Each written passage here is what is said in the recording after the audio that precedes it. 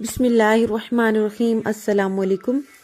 اگر آپ اپنا وزن کم کرنا چاہتے ہیں تو اس کے لیے سب سے پہلے آپ کا یہ جاننا ضروری ہے کہ آپ کا وزن کم ہے، نارمل ہے یا زیادہ ہے۔ اسے چیک کرنے کے لیے میں نیچے کچھ فارمولے بتاؤں گی۔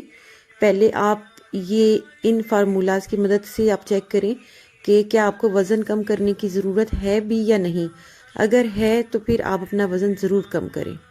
اس میں نیچے وائس اوور نہیں کروں گی، بلکہ آپ خاموشی سے جو میں نے نیچے لکھا ہے اس کو سمجھنے کی کوشش کریں۔ بہت شکریہ، جزاک اللہ۔